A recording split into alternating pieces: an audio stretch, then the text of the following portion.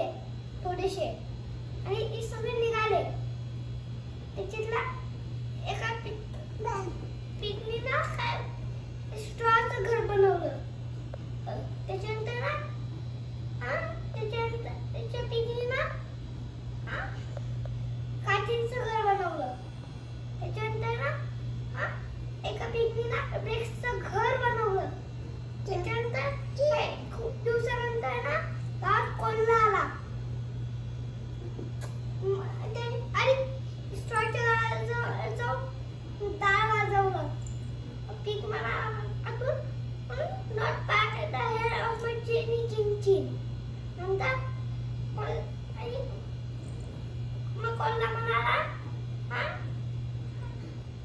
दार नाही उघडत का? आता घर ना हवेने मधूनच टाकतो. कोल्ह्याने ना जोरात हवा टाकली. एक घर तुटलं. तो पीक ना त्याच्या भावाच्या घरात धावत सुटला. त्याच्यानंतर ना तिथे जाऊन ही सगळी हकीकत सांगितली. त्याच्यानंतर त्या काठीच्या घराकडे कोल्हा आला. दरवाजा वाजवला.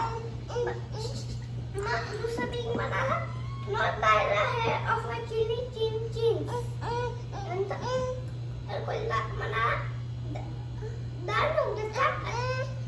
तुझं घर हवेने मोडूनच टाकतो. त्याच्यानंतर ना जोरात हवा टाकली. त्याच्यानंतर ना ते घर तुटलं. ते दोघे ना त्याच्या भावाच्या घरात पळत घातले. त्याच्यानंतर कोल्हा आला ब्रेक्सच्या घराकडे.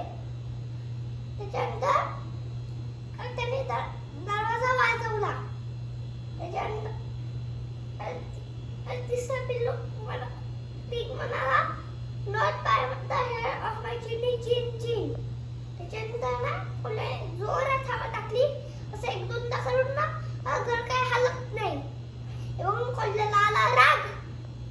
ते ना वरती चिमणीतून जायचा प्रयत्न केला. तेवढ्या तिसऱ्या पिकनी ना खाली गरम गरम पाणी आणून ठेवलं. कोल्हा पडला त्या चिमणीतून. तोच त्या गरम गरम पाण्यात.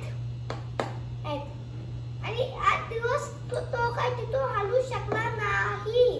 झाली मराठीत झाली हर्ष. झाली.